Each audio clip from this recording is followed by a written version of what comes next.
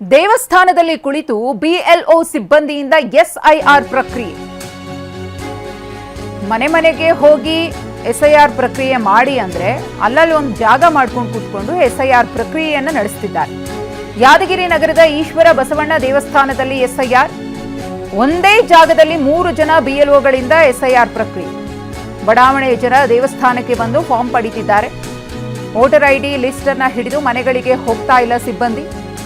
ID card ತಂದು form ನಮೂನೆಯನ್ನು ಪಡೆದಿರುವಂತಹ ಜನ ಮನೆಗೆ ಹೋಗಿ ಪರಿಶೀಲಿಸಿ ಫಾರ್ಮ್ ವಿತರಣೆ ಮಾಡಬೇಕು. ಆದರೆ ಅದಾಗ್ತಾ ಇಲ್ಲ. ಯಾದಗಿರಿ ನಗರದ ವಿವಿಧ ಕಡೆ ಇದೇ ರೀತಿ ನಡೀತಾ ಇದೆ. ಒಂದು ಕಡೆ ಯಾವ ರೀತಿ ಕೂತ್ಬಿಟ್ಟಿದ್ದಾರೆ ನೋಡಿ, ಪಟ್ಟ ಹಾಕೋದು. ಬಿಎಲ್ಒಗಳ ಮೇಲಿರುವಂತಹ ಸೂಪರ್ವೈಸರ್ ಫಾರ್ಮ್ ಕೊಡ್ತಿದ್ದಾರೆ.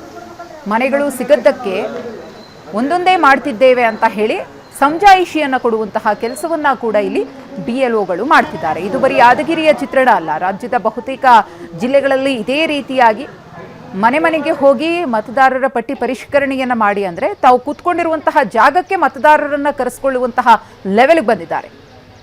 ನಿಯಮಗಳನ್ನ ಉಲ್ಲಂಘನೆ ಮಾಡ್ತಿದ್ದಾರೆ. ಕೊಟ್ಟಿರುವಂತಹ ಜವಾಬ್ದಾರಿಯನ್ನು ಸರಿಯಾಗಿ ನಿಭಾಯಿಸ್ತಾ ಇಲ್ಲ. ಇಂತಹ ಬಿಎಲ್ಒಗಳ ವಿರುದ್ಧ ಕ್ರಮ ಆಗಬೇಕು ಅನ್ನೋ ಕೂಗು ಕೂಡ ಇದೆ.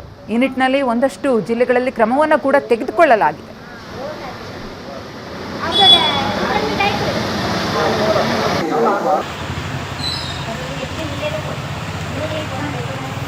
ಈಗ ನಮ್ಮ ಮಗನ ಓಲತ್ತು ದೊಡ್ಡವ ರಮೇಶ್ ಅದೇ ಸ್ಕೂಲ್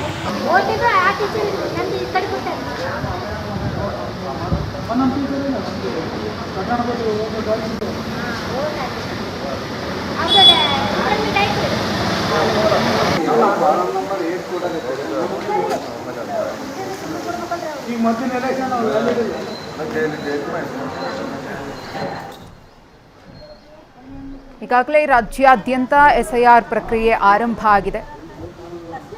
ಸಾಕಷ್ಟು ವಾದ ವಿವಾದಗಳು, ಕೆಸರೆರಚಾಟಗಳ ನಡುವೆ ಎಸ್ಐಆರ್ ಪ್ರಕ್ರಿಯೆ ನಡೀತಾ ಇದೆ. ಅದನ್ನಾದರೂ ನಿಯತಾಗಿ ಮಾಡ್ತಾ ಇದ್ದಾರೆ, ನಿಯಮಗಳನ್ನು ಅನುಸರಿಸ್ತಾ ಇದ್ದಾರಾ ಇಲ್ಲ.